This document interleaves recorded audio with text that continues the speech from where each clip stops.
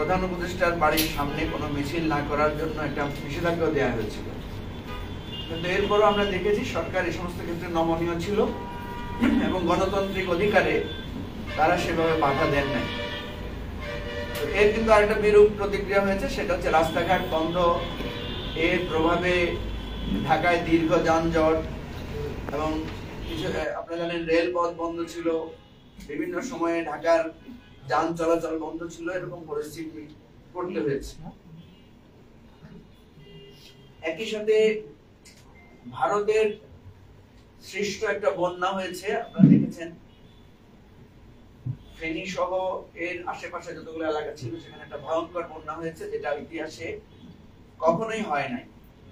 সে আকস্মিক বন্যায় কিন্তু আমরা ব্যাপকভাবে ক্ষতিগ্রস্ত হয়েছিলাম এবং দেশের অর্থনীতি, দেশের জনমনে সেটার একটা বিরূপ প্রভাব পড়েছে। এটাও সরকারকে মোকাবেলা করতে হয়েছে। ভারতের উস্কানিতে একটা সাম্প্রদায়িক দাঙ্গার মতো পরিস্থিতির সৃষ্টি হয়েছিল।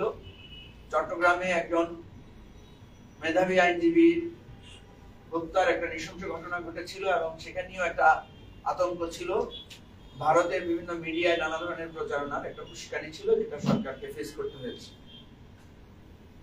এর মধ্যে প্রশাসনে ব্যাপকভাবে একটা নিয়োগ এবং বদলির কাজ ছিল, যেটা নিয়ে সরকার এখনো খুব বেশি গুছিয়ে উঠেছে বলে আমরা বলতে পারি না, কারণ এখনো অনেক অভিযোগ আছে যে ফ্যাসিবাদের আমলের অনেক অনেক সরকারি কর্মকর্তারা এখনো তাদের জায়গায় বসে আছে।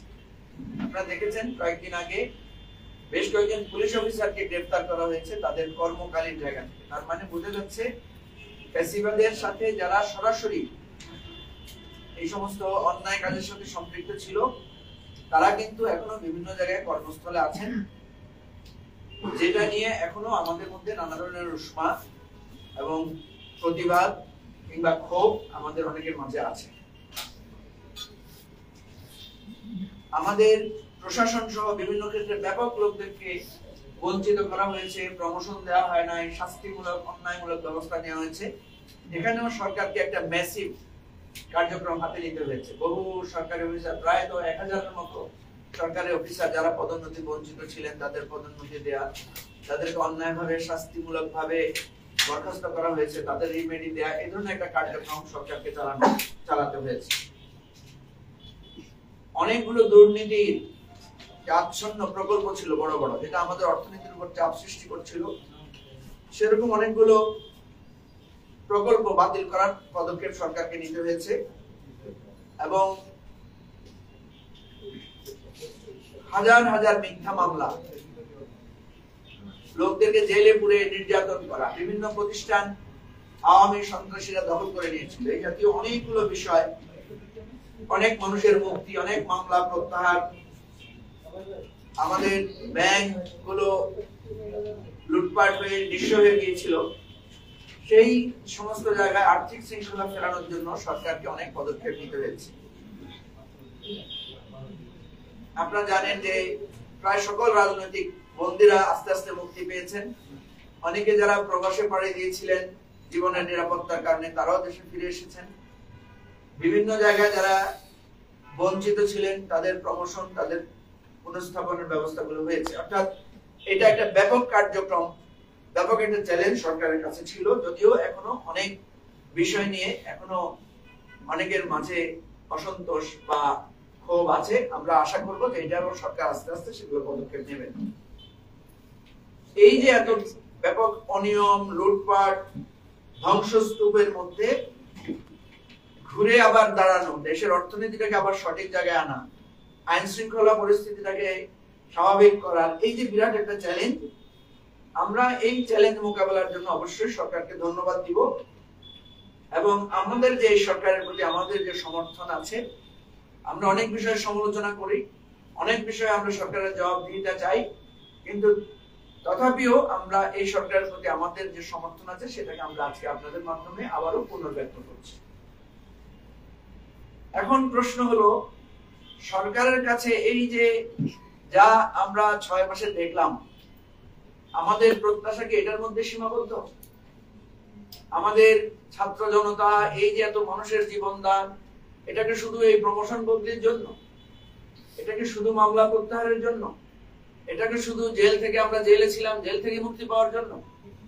নিশ্চয়ই আমাদের চাওয়া পাওয়া, আমাদের প্রত্যাশা শুধু এখানের মধ্যে সীমাবদ্ধ না। এগুলো তো একটা অন্যায়ের রিমেইন, কিন্তু আমাদের একটা প্রত্যাশা আছে, চাওয়া আছে। সেই চাওয়াটা কি?